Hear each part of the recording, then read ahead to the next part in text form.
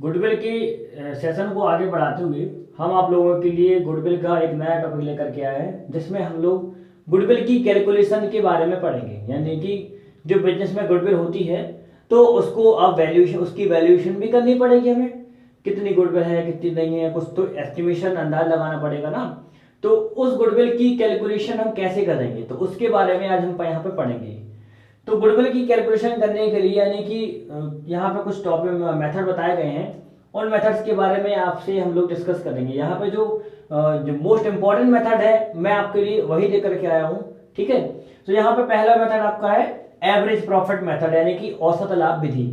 इसमें क्या होता है कि हमारे प्रीवियस जो लास्ट 4-5 ईयर्स का जो प्रॉफिट होता है, उस प्रॉफिट का हम निकालते हैं एवरेज, और फिर एवरेज निकालने के बाद हम जो भी नंबर ऑफ परचेज या जो भी हमारा बेस होता है उस बेस में मल्टीप्लाई कर देते हैं। वैसे कि बेस को हम मानते हैं number of purchase year. Okay, तो जो एवरेज प्रॉफिट निकलता है उस एवरेज प्रॉफिट को नंबर ऑफ परचेज ईयर में मल्टीप्लाई कर देते हैं। इस तरीके से जो हमारा गुडविल निकल के आता है तो वो गुडविल कहलाता है क्या, एवरेज प्रॉफिट मेथड के बेस पर गुडविल कहलाता है। ओके, यहाँ पे अगर फॉर्मूला की बात कर लें तो चलिए मैं आपको अभी जो नेक्स्ट सेशन होगा उसमें कैलकुलेशन के बारे कैलकुलेशन करके बताऊंगा, तो उसमें फॉर्मूला भी डिस्कस कर लेंगे। ओके, नेक्स्ट मेथड हमारा है सुपर प्रॉफिट मेथड, यानी कि अधिलाभ विधि। अब ये अधिलाभ क्या होता है पहले तो ये समझ लें। अधिलाभ यानी कि होता है कि सामान्य लाभ से हम जब कभी एक्स्ट्रा प्रॉफिट अर्न करते हैं, यानी कि हमने सोचा कि हमने 5 लाख रुपए लगाए हैं और लमसम 5 लाख रुपए से हम लगभग 50,000 रुपए अर्न कर लेंगे। ओके, तो अगर इस 5 लाख रुपए से हमने सोचा कि 50,000 अर्न कर लेंगे, और अगर बिजनेस में 50,000 से ज्यादा अर्न करते हैं तो जितना ज्यादा हमने अर्न किया है वो हमारा कहलाता क्या, अधिलाभ, यानी कि सुपर प्रॉफिट।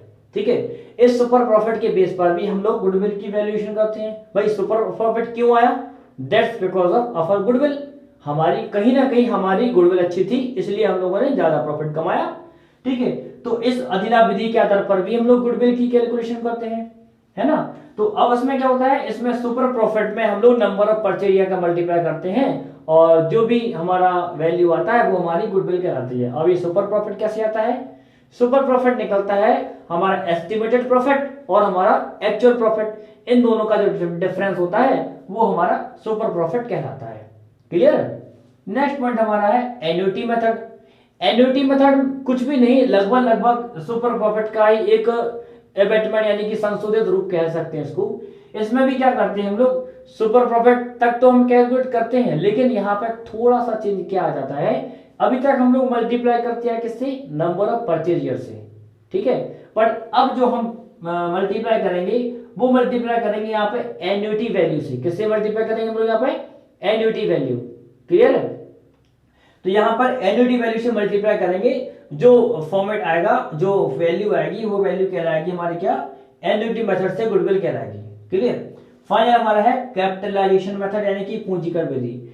इस मेथड में क्या करते हैं हम लोग, जो भी हमने प्रॉफिट अर्न किया है उस प्रॉफिट को हम लोग क्या करते हैं, कैपिटलाइज करते हैं, उससे हम कैपिटल निकालते हैं और फिर उसकी कैलकुलेशन के बेस पे हम लोग प्रीवियस ईयर की, प्रीवियस टाइम की कैपिटल को कंपेयर करते हैं। जो भी हमारा डिफरेंस अमाउंट होता है वो हमारा क्या हो जाता है, हमारा गुडविल कहलाता है। यानी कि पहले हमारी 5 लाख रुपए की कैपिटल थी, अब हमने जितना प्रॉफिट अर्न किया है उस प्रॉफिट को हम कैपिटलाइज करते हैं। ठीक है, कैपिटलाइज करते हैं तो एक वैल्यू निकल के आती है। उस वैल्यू का जो कैपिटलाइज वैल्यू का और हमारी प्रीवियस टाइम कैपिटल का डिफरेंस अमाउंट जो होता है वो हमारा गुडविल कहलाता है।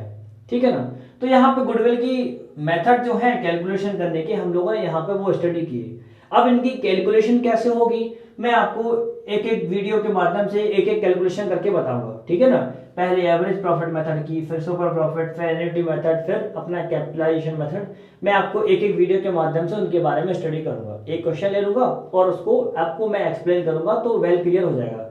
अभी यहाँ पे हमने आपसे मेथड्स के बारे में डिस्कस किया, नेक्स्ट वीडियोज में हम आपको कैलकुलेशन के बारे में यहाँ पे बताएंगे। सो अगर कोई डाउट्स हो, कोई प्रॉब्लम हो तो आप कमेंट बॉक्स में लिखिएगा, मैं आपको डाउट्स जो भी होंगे आपके डाउट्स में आपको डाउट्स क्लियर करूंगा। ओके, सो नेक्स्ट वीडियो के लिए keep watching and keep learning. Thank you.